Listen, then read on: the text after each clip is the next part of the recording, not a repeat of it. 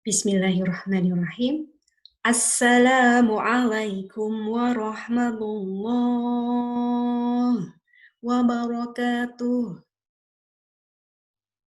Alhamdulillah, wassalatu wassalamu rasulillah.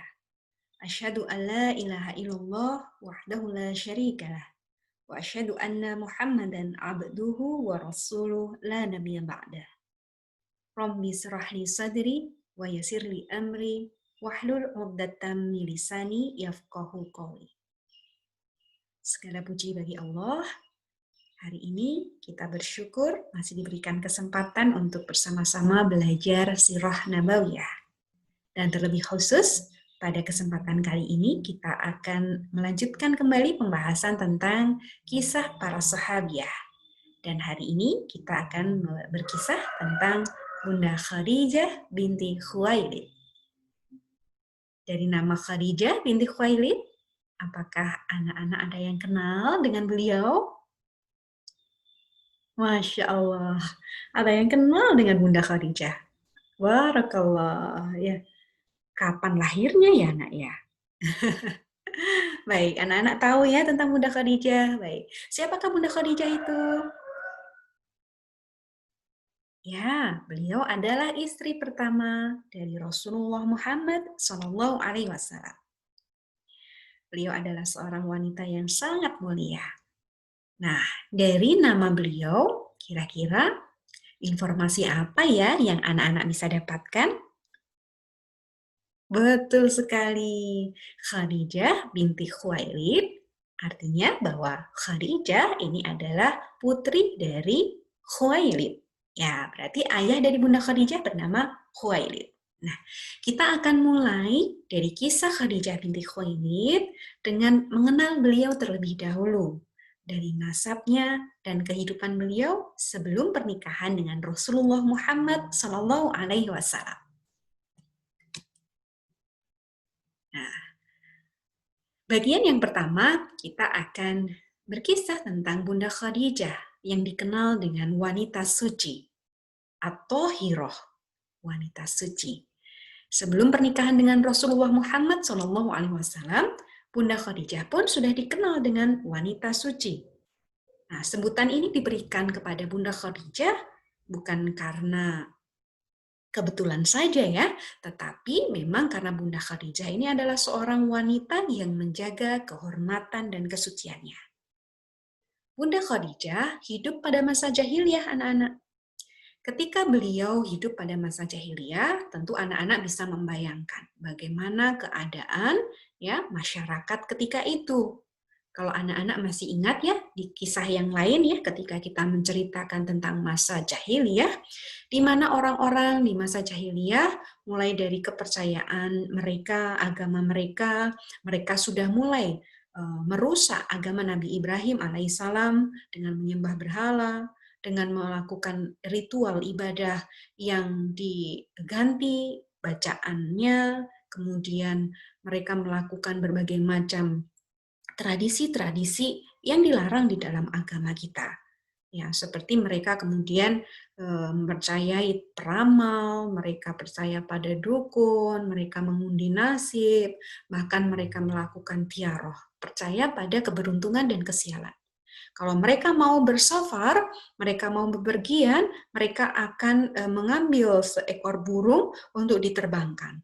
Kalau burungnya itu terbang ke kanan, maka mereka menganggap bahwa perjalanan ini aman. Ya, mereka akan mendapatkan keberuntungan dan mereka akan melanjutkan perjalanan.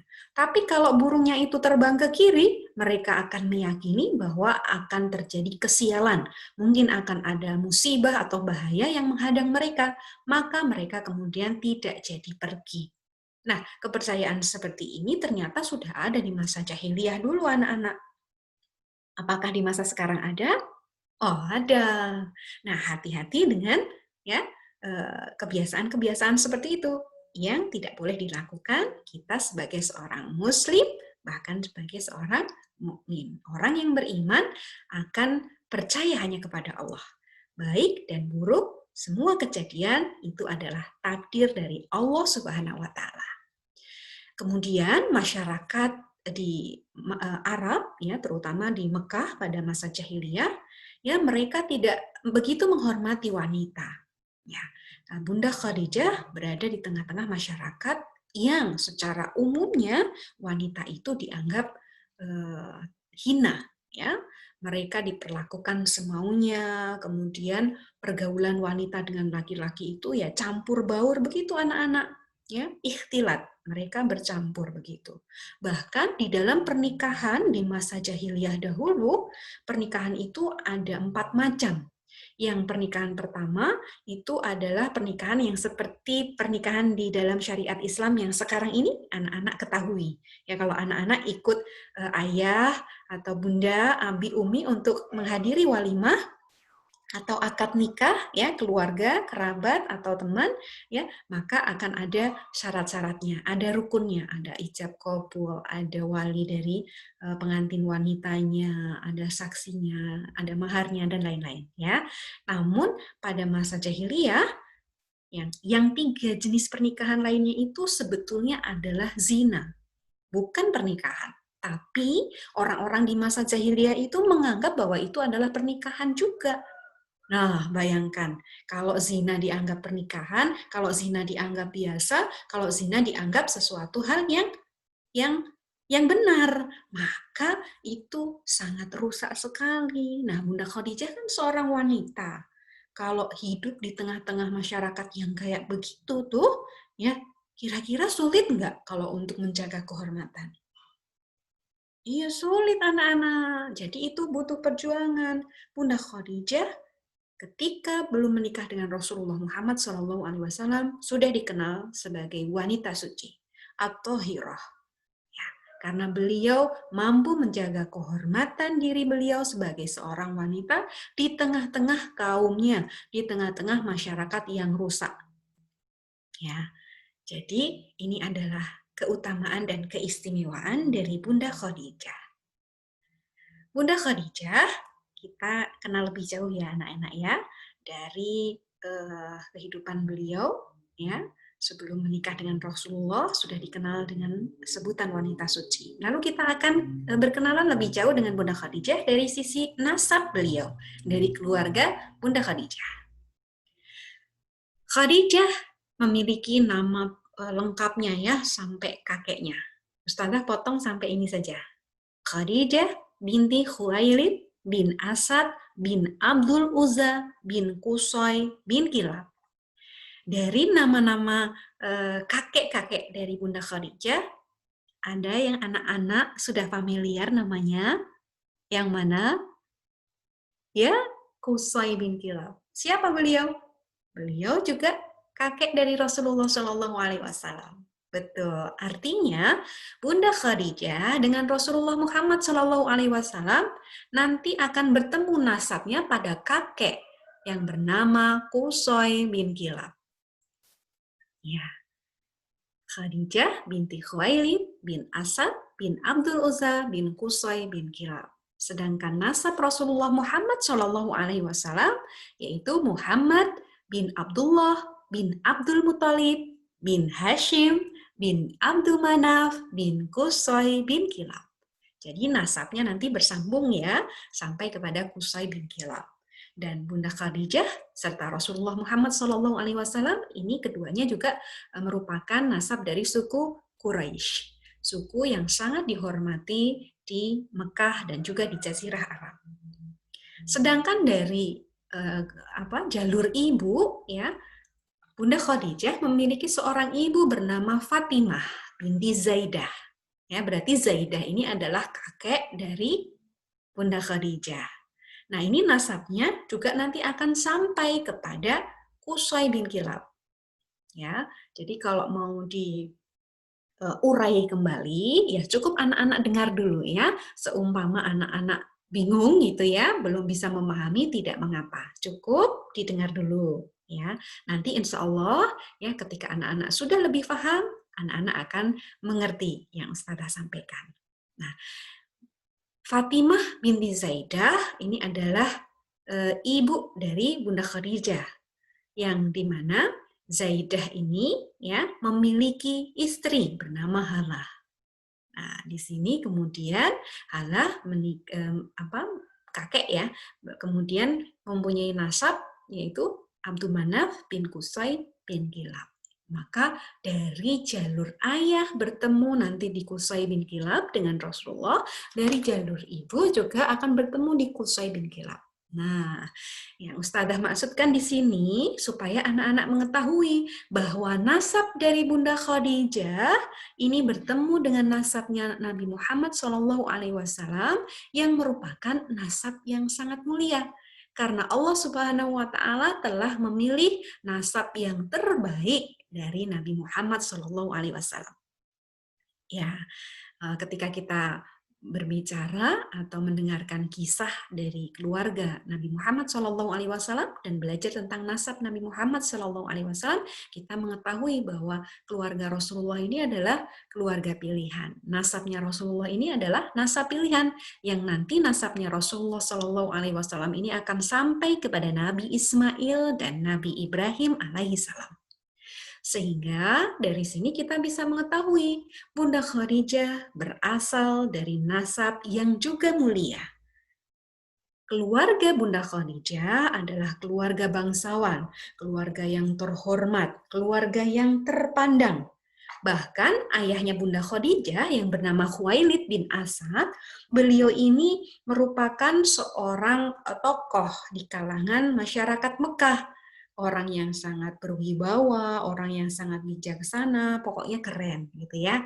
Jadi Bunda Khadijah ini berasal dari keluarga yang sangat disegani. Selain itu, Bunda Khadijah juga memiliki status ekonomi atau merupakan orang dan keluarga yang memiliki kekayaan yang banyak. Jadi Bunda Khadijah ini orang kaya ya anak-anak. Masya Allah. Orang kaya, nasabnya juga baik, ya, nasabnya mulia, ya. Bahkan ya sebagai seorang wanita pun beliau dikenal dengan wanita suci. Berarti kan orang melihatnya Bunda Khadijah adalah orang yang sangat sangat baik, ya. Sepertinya ini adalah seorang wanita yang sangat sempurna. Ya betul. Ya, bagi orang-orang masyarakat jahiliyah, ya Bunda Khadijah ini adalah wanita yang sangat spesial, sangat istimewa. Apalagi nanti ya ketika sudah menikah dengan Rasulullah Muhammad SAW, kemudian beliau menjadi wanita pertama yang masuk Islam. Tambah luar biasa. Nanti kita akan sama-sama mendengarkan bagaimana keutamaan-keutamaan dari Bunda Khadijah binti Khuwailid. Nah, kita lanjutkan dulu ya, kita mendengarkan kisah Khadijah terkait dengan keluarga dan nasab beliau. Nah, ternyata Bunda Khadijah ini, ya, kalau kita tadi sudah tahu nasabnya, dari nasab itu kita akan melihat bahwa ternyata Bunda Khadijah ini adalah sepupu dari seorang tokoh bernama Warokoh bin Naufal. Ya, anak-anak, siapa yang sudah pernah mendengar nama Warokoh bin Naufal? Ada loh semuanya, angkat tangan ya. Ya, siapa yang tahu siapa Warokoh bin Naufal? Ya, siapa? Iya, sepupu Khadijah. Iya. Pada kisah apa Warokoh bin Naufal ini muncul dalam Sirah Nabawiyah? Ketika Nabi Muhammad SAW menerima wahyu yang pertama di Gua Hiro, Iqra, ya, diminta untuk membaca. Kemudian Rasulullah SAW menyampaikan berita itu kepada Khadijah dan kemudian Khadijah menceritakan kepada sepupunya yaitu Warokoh bin Naufal. Warokoh bin Naufal ini adalah orang yang istimewa juga anak-anak. Ya, kenapa bisa istimewa? Karena Warokoh bin Naufal ini adalah seorang laki-laki yang merupakan pengikutnya agama Nabi Ibrahim juga. Jadi di masyarakat jahiliyah yang rusak tadi, yang orang-orang banyak menyembah berhala, melakukan ritual dan tradisi yang menyesatkan, tapi Warokoh ini tidak ikut tersesat. Warokoh ini mencari-cari sebetulnya ajaran yang benar tuh yang mana ya? Karena ajaran Nabi Ibrahim kan mulai dirusak. Jadi mulai ada ketidakjelasan. Sebetulnya ajaran yang benar itu mana? Tapi yang jelas kalau kemudian menyembah Tuhan lebih dari satu itu salah, gitu ya. Jadi Warokoh itu meyakini bahwa Tuhan yang menciptakan manusia dan seluruh alam semesta itu ya satu saja, yaitu Allah. Cuma dia tidak tahu bagaimana cara beribadah kepada Allah. Maka Warokoh bin Naufal dengan 3 teman yang lainnya, ya, ada Ubaidullah bin Jahsh, Zaid bin Amr, kemudian Utsman bin Al-Uwairis. 4 orang ini yang kemudian nanti kalau kita ceritakan di kisah lain, ini adalah 4 orang yang mencari Tuhan, 4 orang yang mencari kebenaran. Walaupun pada akhirnya tidak semua dari 4 orang ini kemudian meninggal dalam keadaan beriman. Namun Warokoh bin Naufal termasuk salah satu yang juga nanti meninggal dalam keadaan beriman. Ya. Warokoh bin Naufal ini, ya, beliau kemudian sebelum akhir hidupnya, ya, ketika beliau mencari kebenaran, mencari sebetulnya beribadah kepada Allah itu seperti apa, beliau bertemu dengan agama Nasrani. Ya, agama dari Nabi Isa yang dibawa Nabi Isa alaihissalam yang masih lurus, yang belum dirusak, yang belum diubah-ubah, yang belum diganti. Sehingga Warokoh bin Naufal itu belajar tentang kitab-kitab mereka. Sehingga Warokoh juga mengetahui tentang berita akan datangnya Nabi terakhir, yaitu Nabi Muhammad SAW. Ya, maka nanti ketika Warokoh itu berjumpa dengan Khadijah dan Nabi Muhammad SAW, ketika Nabi Muhammad menerima wahyu, Warokoh kemudian mengetahui betul bahwa Nabi Muhammad inilah yang dimaksud di dalam kitabnya yang merupakan Nabi terakhir. Yang nanti, ya, ketika Nabi Muhammad SAW berdakwah, pasti akan dimusuhi, pasti nanti akan diusir, bahkan ingin dibunuh, ya, oleh kaumnya. Warokoh pada saat itu sudah sangat tua, anak-anak, sudah sangat sepuh gitu ya, sudah sangat tua ketika Nabi Muhammad diangkat sebagai Nabi dan Rasul. Warokoh itu bertekad, ya, semangat sekali. Meski sudah tua, dia bersemangat. Andai saja pada saat Nabi Muhammad itu diusir oleh kaumnya, orang-orang Mekah, Warokoh itu masih hidup, dia pasti akan membela Nabi Muhammad SAW. Tapi qadarullah, anak-anak, Warokoh itu usianya tidak panjang dari kenabian Rasulullah Muhammad SAW. Kalau tidak salah hanya selang 3 hari Warokoh kemudian wafat. Namun wafatnya Warokoh ini sudah dalam keadaan beriman, iman kepada Allah dan mengakui bahwa Muhammad SAW adalah nabi dan utusan Allah. Maka Warokoh termasuk sebagai kelompok sahabat. Ya, nah ini adalah saudaranya Khadijah. Maka kita bisa ketahui bahwa keluarga dari Bunda Khadijah ini menjaga kehormatan, bahkan di dalam keyakinan kepada Allah Subhanahu wa Ta'ala, ya, ada sepupu Bunda Khadijah yang kemudian memahami kitab, ya, dari agama sebelum Islam, yaitu agama dari Nabi Isa alaihissalam. Ya, sehingga menunjukkan bahwa keluarga Bunda Khadijah termasuk dengan Bunda Khadijah sendiri merupakan orang yang berilmu, orang yang kemudian tidak mau menerima sesuatu itu ya diterima aja tanpa ilmu, gitu ya. Harus berpikir ini benar atau salah, ini berita hoax atau nyata, gitu ya. Kalau di masa kita sekarang kan banyak berita-berita hoax ya, berita-berita yang bohong, berita-berita yang palsu, yang mudah tersebar di berbagai sosial media, termasuk di WhatsApp. Nah, kalau anak-anak biasanya kan pinjam ini ya, gadget atau handphone atau Android-nya orang tua, abi atau uminya untuk mengerjakan tugas, untuk belajar online gitu ya. Nah, kadang-kadang mungkin anak-anak juga sempat membaca ada informasi dari WhatsApp tentang ini dan itu ya, tentang perkembangan informasi sekarang, tentang agama Islam, tentang dakwah gitu ya. Ada informasi-informasi yang benar dan ada juga informasi-informasi yang salah. Nah, kalau kita sebagai umat Islam tidak memiliki pengetahuan yang benar, maka kita akan mudah sekali menerima informasi yang salah. Nah, Bunda Khadijah dengan keluarga beliau termasuk Warokoh adalah orang yang tidak mudah menerima informasi begitu saja, maka mereka kemudian belajar ya dengan tadi Warokoh dengan teman-temannya mencari kebenaran. Ketika sudah mendapatkan kebenaran itu, dia pelajari kitabnya sehingga mengetahui akan datangnya seorang nabi dengan ciri ini dan itu. Ya, jadi Bunda Khadijah pun juga tidak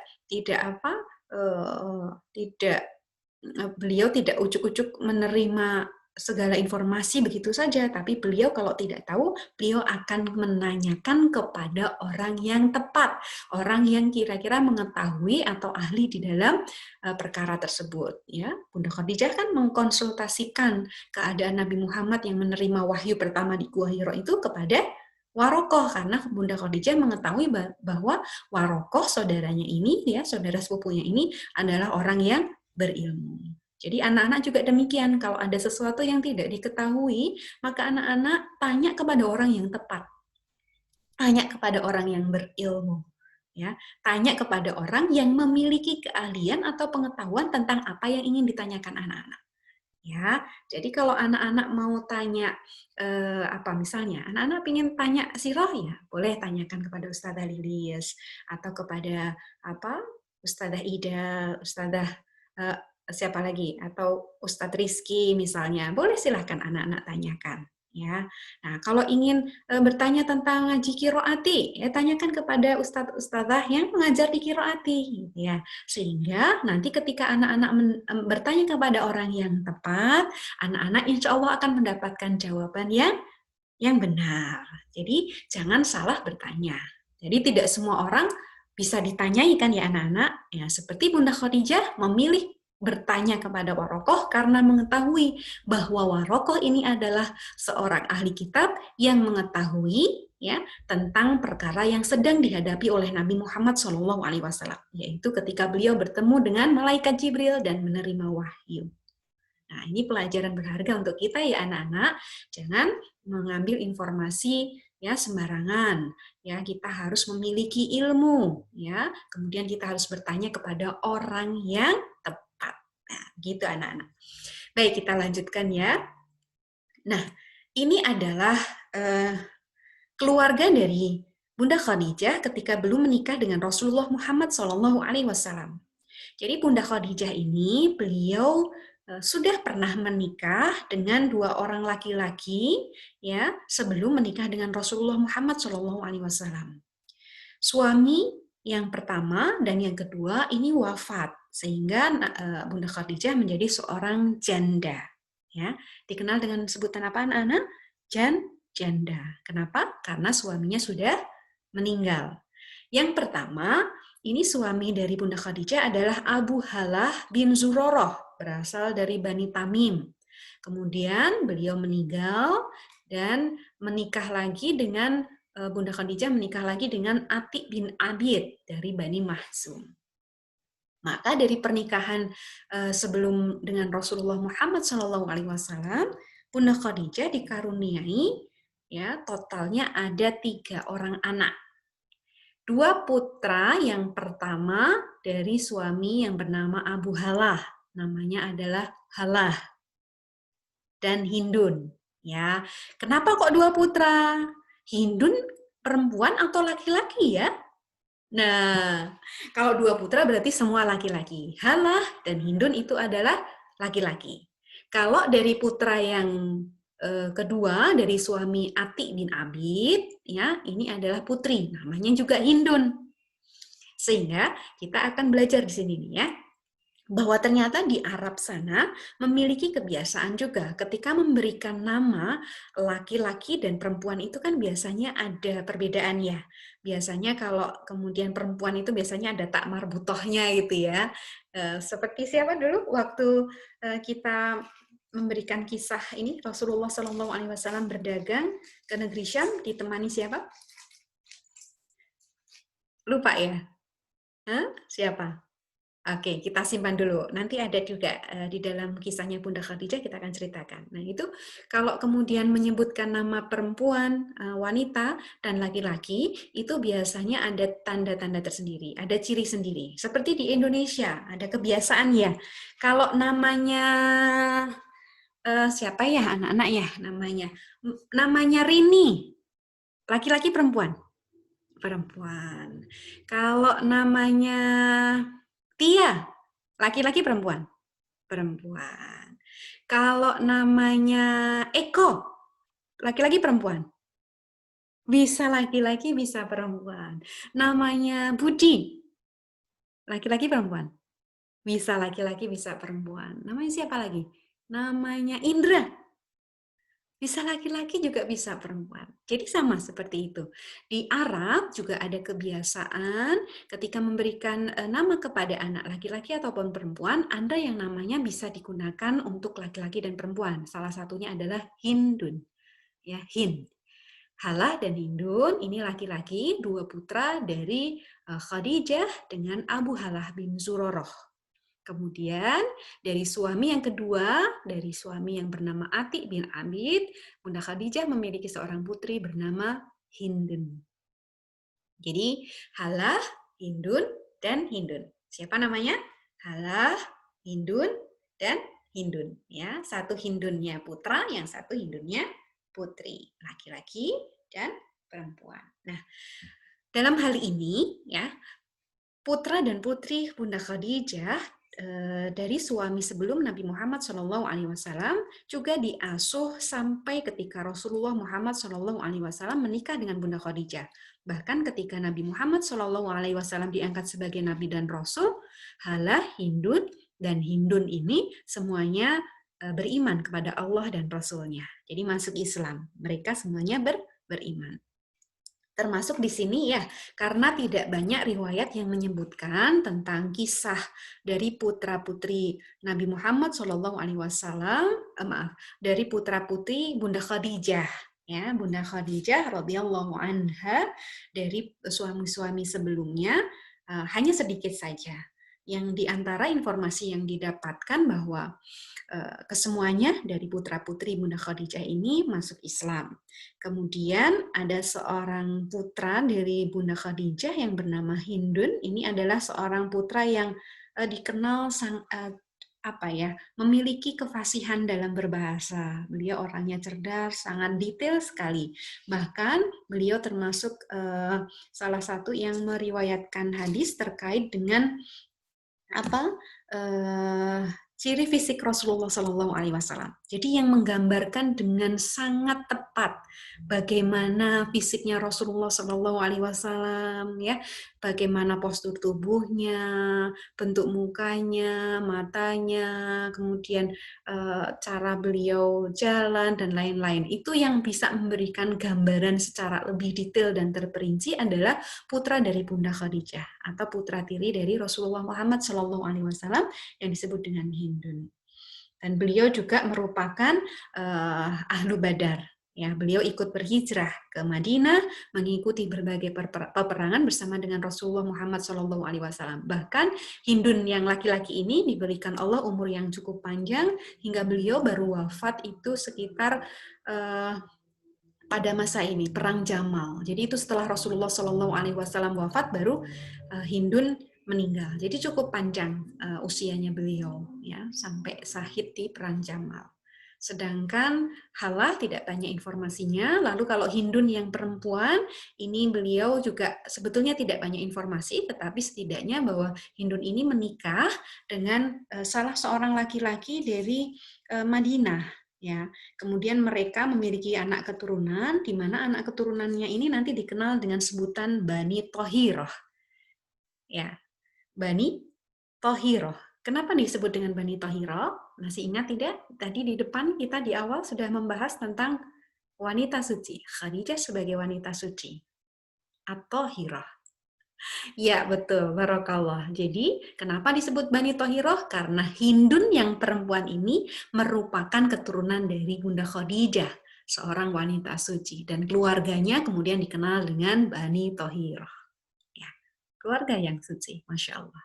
Nah, menjadi pelajaran untuk kita semuanya anak-anak, bahwa ternyata kita ya ketika kita ini melakukan suatu aktivitas perbuatan ya, kemudian ucapan ya, sebetulnya kita ini juga tidak hanya membawa diri kita sendiri, tapi juga membawa keluarga kita.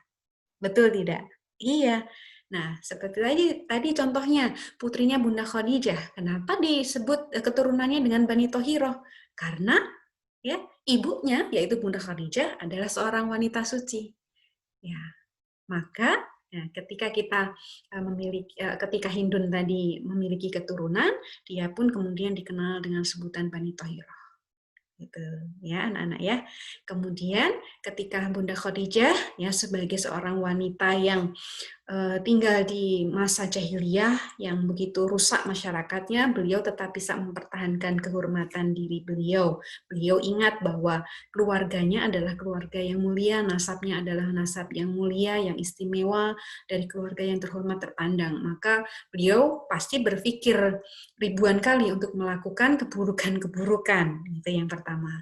Kemudian Bunda Khadijah ini ya beliau sangat teguh di dalam mempertahankan ya keputusan beliau. Beliau ketika sudah ditinggal wafat suaminya yang kedua ya Atik bin Abid itu beliau kemudian tidak menikah sampai kemudian nanti bertemu dengan Rasulullah Muhammad SAW.